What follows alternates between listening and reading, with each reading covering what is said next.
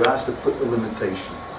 In the same way, the tefillah is a total, the purpose of tefillah is to give life to the neshama, to bring out the neshama in you. The person is to attach to Hashem. And that's so it says, so 1 second. So the tefillah is a wish to get closer to Hashem. He said, it says the Mesilas Yesharim uses a language.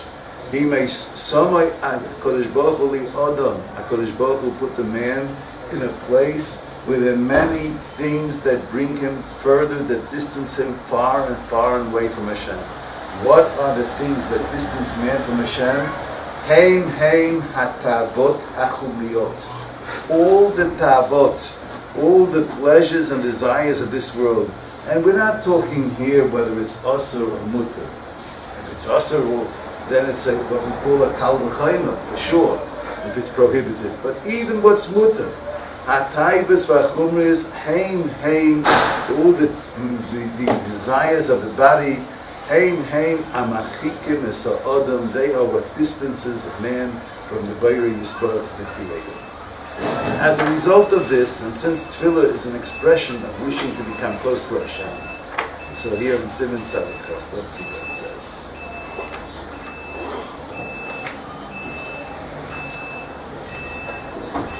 The Ramah says,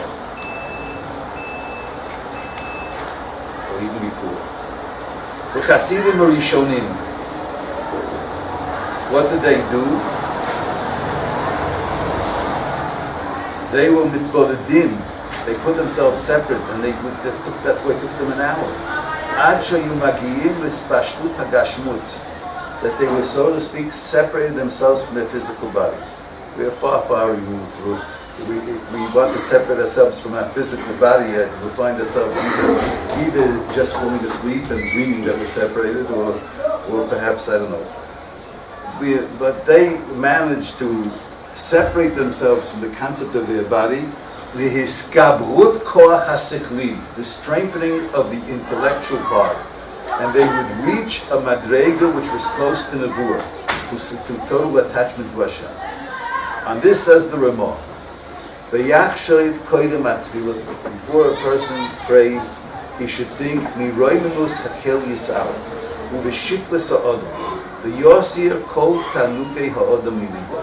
he should separate all the pleasures from his heart, to try to remove them from his heart. It's a very big madrega, but that's what tefillah is about. Tefillah is removing the pleasures of this world from his heart. In other words, to think that the greatest pleasure is to be close to Hashem. That's a greater pleasure than any pleasure of this world, and to want to be close to Hashem more than everything else. And as a result of this, the Ramah puts together with this a practical halacha. The practical halacha is easy, is much more easier to be mekayim. Don't kiss your children in shul. Why? Because in the shul is a place to express your love of Hashem. And the kissing one's children, that's a natural phenomenon. That's not, in order to, why not to kiss one's children? He says, to establish in his heart that there's no love like the love of Hashem. Like the love of Hashem. Avas hamokim. It's getting back, so the Gemara says like this. Yechavein, there's two kavanas before tefillah. This is, so let's go back again. The Shulchan Aruch says the person should think of Roimus HaKel, the shiftless ha'adam. The Roimus HaKel is the wish to approach the supremeness of the Bari Olam, and therefore wanting to escape this world to attach to Rebbeinu Shalom. On the other hand, the shiftless ha'adam, the lowness of man, that's because the right ava has to bring at the end of the day to Yira. To what? To Yira, to fear of Hashem. Ava and Yira. And here we get back to, began with the concept of Chesed and Gvura. It says one has to, the Chasidim Rishonim V'Shoyim, Kidei Sheyechavnu Libam B'Mokim. He be mechavim their heart to the Creator. So now there's Sefer Tzlach from the Noda Yehuda, and he expresses this idea, and he says, how much, here we get into Gematria. For those that it's difficult, I ask you forgiveness, but it is how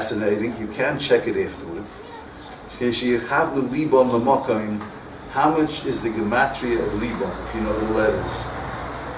Libam, and what is the literal translation of these words? And then I will get back to where this is hinted in our book of Numbers, Bamidbar here. Libam, Lamed Beis Mem. How much is Libam? 72. How much is Chesed? 72. Kedei sheyichavnu Libam, their heart.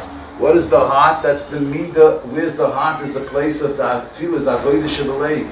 The tefillah has to be avodah shebelev. In other words, to be one to the love of Hashem. How do you get to the love of Hashem? Only by being meisir kol tanugei ha'adam milibay, by removing all the pleasures of this world. Then you get to the ava. That's the kavanas halev. To think that there's no ava like the ava of HaKodesh Baruch Hu. But mokaim is already another concept. What is mokaim? Mokaim is the concept that this world is not the illusion. Like the place of something holds the object. And if you remove the place of every object, it just disintegrates. Mokaim HaKodesh Baruch Hu is b'koymo shalayla. This is a concept that this world doesn't have any kind of be'etzim. Now, lam mokaim. I'll help you out. Mokaim, it's not. Mokaim, you can figure out afterwards. Mokaim is big matri 186. La mokaim, if you add it together, how much is that? 30. Another 30, so how much is it? 216. Let's figure out Gvura. Gimel Beis Vav Reish. It's easy numbers. Gimel Beis Vav. 5. Another 6 is 11. Reish 211, and then another 5, 16. So here we have Chesed and Gvura, Libam Mokaim. And Gvura is the same gematria as which animal reminds us to be afraid of? Aryeh, right? Which is the same letters as Yirah. And how much is it? 116. 116. Yirah.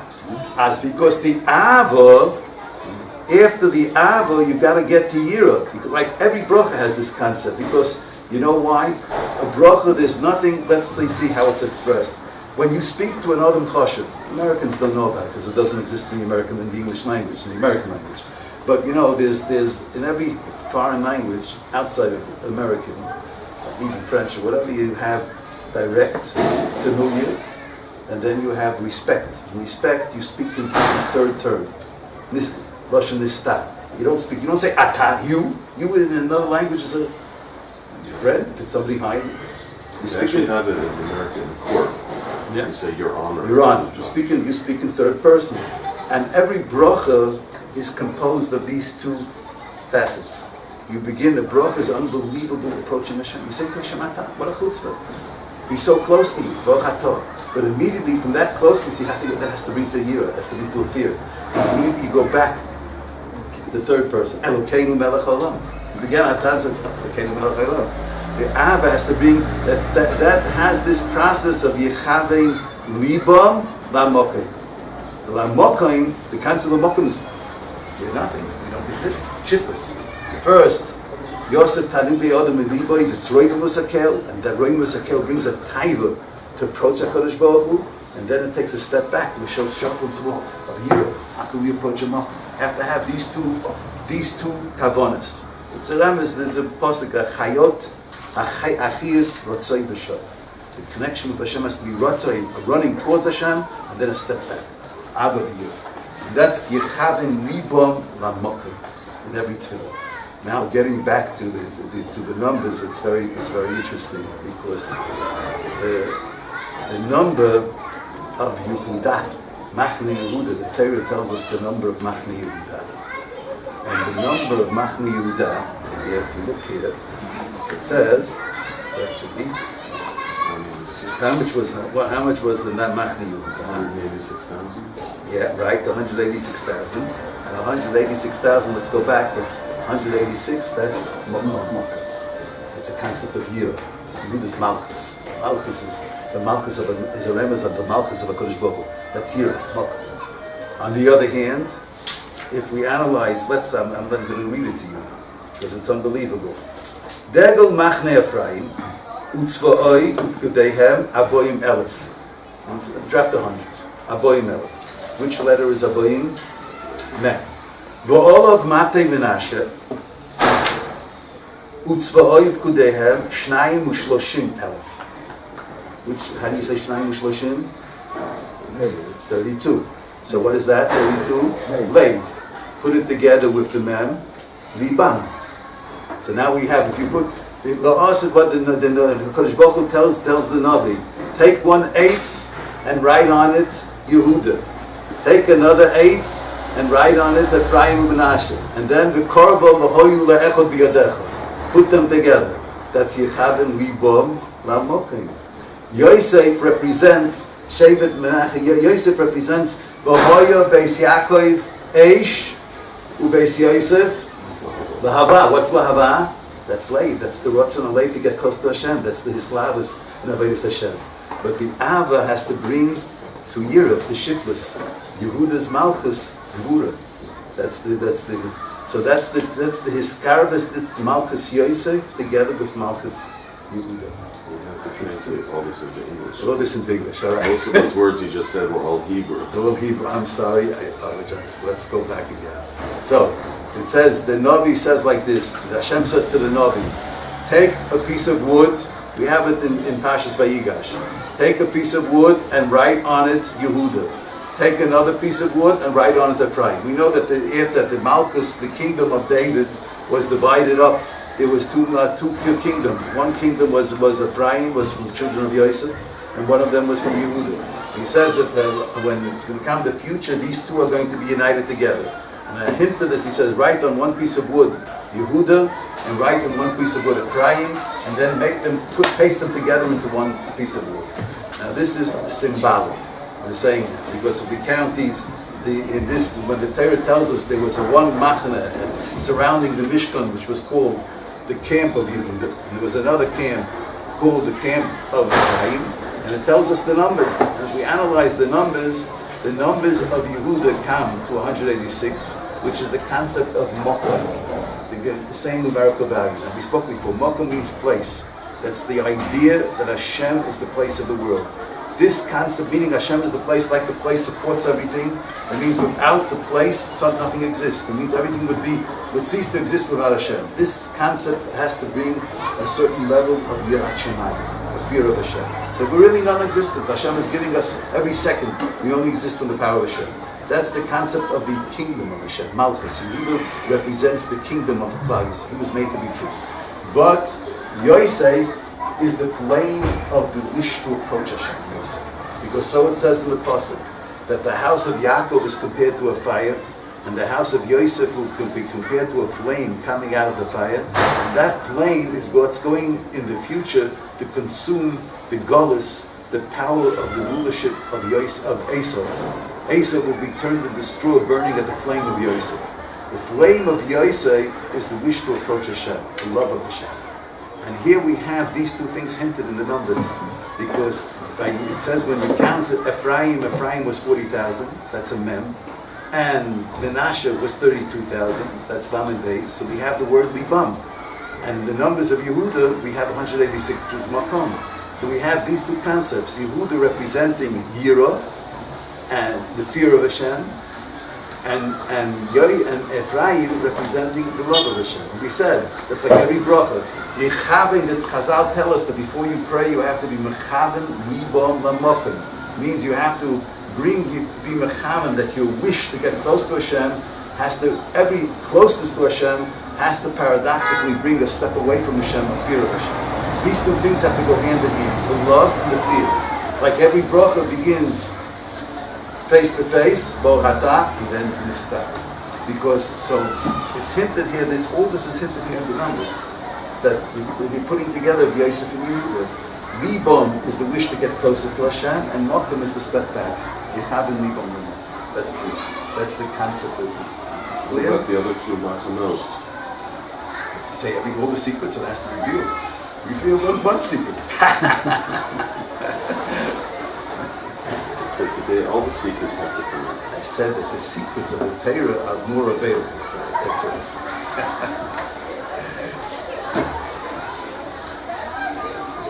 But it's interesting as well if you take the whole, because we left out, in Machna Ephraim, I will tell you another secret. Stop. Maybe you know what, just another idea. We have in the Parsha as well, the Nafshi,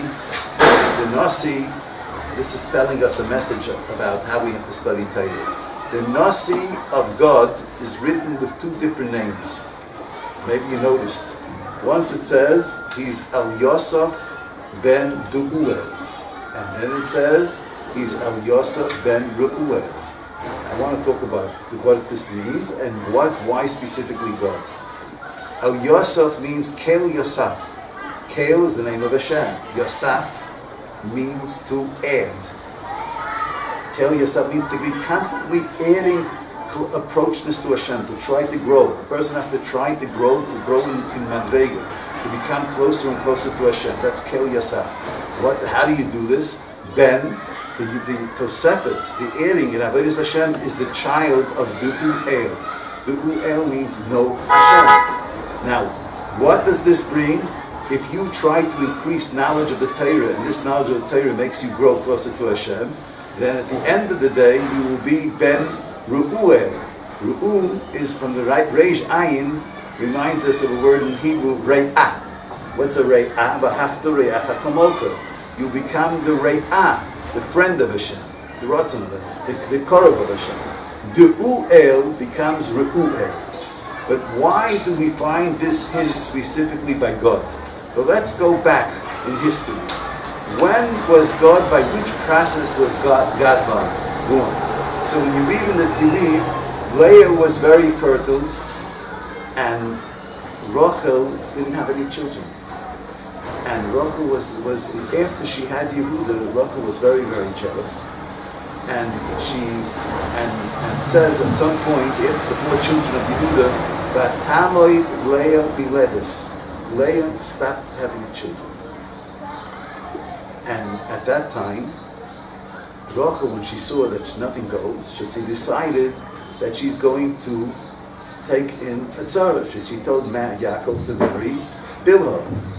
And then she had done Naphtali, and she said, oh, wonderful, at least I have a schus that I brought children into the world, because of me children came to the world, even if it's not from my stomach, it's not my own children, but I caused these children to be. And Leah saw, I can't bring children myself, even though I brought 4 children, it wasn't enough. I said, all right, 4 children, it's enough, I took my part. No, she so much wanted to bring Klal Yisrael, so she said, all right, I'm going to bring in my shifcha as well. Now, which act is a greater act? The bringing of Rachel's shifcha to Yaakov and making her a competitor, or Leah bringing her shifcha to Yaakov? Which one was harder? What do you think? Rachel. What? Rachel. No, exactly the opposite. I'll tell you why. Let him explain why he thinks. Yeah, why do you think Rachel's shifcha was harder? Because she had to give up on herself. And Leah had to give up on herself as well by bringing in No, but another. Leah already had 4 children, so she wasn't giving up. But Rachel was... She wasn't giving up anything. She anyway didn't have children. What did she give up? She gave up on the fact that she was going to have the child. She said, okay, I'm not going to have it. So No, but she wasn't getting it. She didn't give up. She didn't have it. That's why she did it. That's why I say the opposite. She didn't have it. She didn't give up. Nobody was asking her if you want children or not. Hashem didn't give it to her. So she said, all right, if I can't have children myself, let me at least have a child this way. So it's like somebody adopts a child. What's a greater mitzvah? I'll say the same on Moshe. If you have children and you adopt a child, or you have no children, you adopt a child because you have no children. Which is a greater mitzvah, a greater act? What do you say? What do you say if you didn't? If you have, of course, because you have children and you're still adopting a child, it's much more. So this is the same idea. Rachel, when she brought in this woman, it was a way to have at least some kind of a child. But Leah had already children, so be happy with what you have. No, it wasn't enough for her. I'm going to bring in a tzara to have even more children. That's Kel Yosef. That's the Id. Nothing's enough. That's the Nasi of God. That fits with the name, the Nasi of God, Kel Yosef, to be constantly That's the adding. first one from Zilpah? That was the first one from Zilpah, God Asher. And as we go back in history, this name is symbolic. It's not just that. This is that was the name which is fascinating. The name of the Nasi, the leader of God, the Torah writes, was Kel Yosef. you go back in history, how did God come about? God was the first one born when Leah brought in the Hashivcha to be thus. So the first one that was born was God. Because probably have to add though, because normally when a woman has children, she doesn't see it as a way of getting closer to Hashem. Here they did it. Yeah, they did it because the whole will was to build Klal Yisrael. So she had, and it wasn't enough for her. She had already 4. You know, 4 is like a percentage. She did so. No, whatever she can. So she brought in a shivcha. So this is the concept of not being satisfied with mitzvahs. Oyev kesef or yisbe kesef. To try in life to add whatever you can add.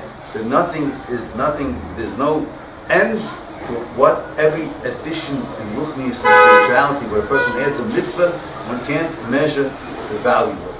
And this brings to know Hashem. You're adding a mitzvah, you know Hashem better. And at the end of this day, it brings to du'uel, which brings to ru'uel. Du'u is das, knowledge, and knowledge brings to reya. Reya is friendship, closeness to Hashem. You also say that Ro'ez is a shepherd, that Hashem will be mashgiach and you Could also be, Russian Ro'eh, if one wants to get closer to Hashem, Hashem wants to get closer to us. Hashem Ro'eh Yechsel. Yefem od, Shkoyach.